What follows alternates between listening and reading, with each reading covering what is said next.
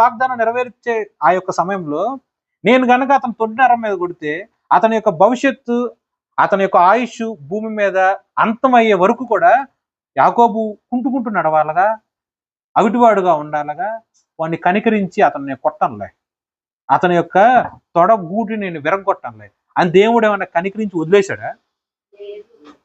దేవుడు నీ యొక్క దేహాన్ని కాదు లక్ష్య పెట్టేది, నీ యొక్క ఆత్మీయ స్థితిని లెక్క పెడతాడు.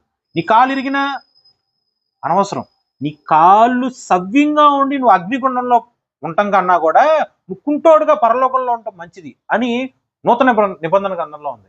నీ కన్ను పాపం చేస్తున్నప్పుడు 2 కళ్ళు సవ్యంగా ఉండి నువ్వు అగ్నిగుండంలో ఉండటం కన్నా కూడా గుడ్డోడుగా ఉండి పరలోకంలో నువ్వు ఉండటం మంచిది.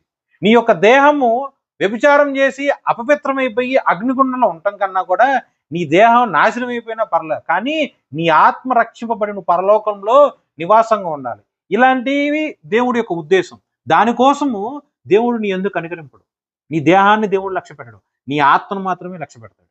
ఆయన యొక్క వాగ్దానం నెరవేర్పు అయ్యే ఆ యొక్క క్రమంలో నా కాలు నా చెయ్యి ఇరిగింది, అయ్యో ఇరుగుతాయి కాళ్ళు చేతులు, కాబట్టి ఈ మాట నేను తీసేసుకుంటా వెనక్కి అని దేవుడు నా పక్షాన ఏమన్నా ఆలోచించాడా?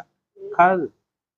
కాలు కుడికాలు ఇరిగిన, కుడి చెయ్యి ఇరిగిన దేవుడు యొక్క చిత్తం మాత్రమే నెరవేర్చబడాలని చెప్పి నా పట్ల దేవుడు నాకు చేసిన వాగ్దానము నెరవేర్పు అయ్యే వరకు కూడా నా యొక్క దేహమునందు కనికరింపకుండా నా ఆత్మ యందు మాత్రమే దేవుడు లక్ష్యము కలిగి ఆత్మలో ఒక మెట్టు పైకి దేవుడు నన్ను ఎక్కించాడు తప్ప సవ్యముగా 2 కాళ్ళ నుండి, సవ్యంగా 2 చేతుల నుండి ఆత్మలో దిగజారే స్థితిలోకి దేవుడు నన్ను తీసుకురాలి.